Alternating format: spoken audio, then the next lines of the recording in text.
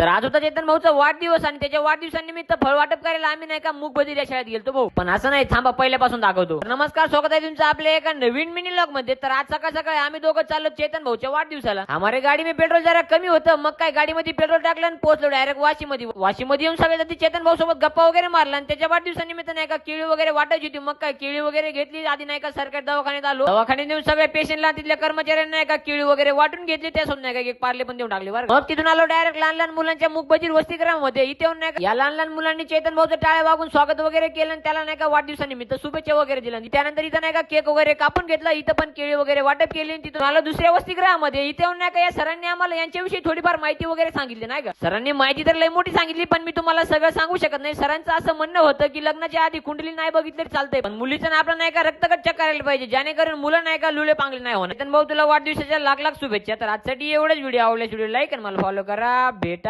सवा.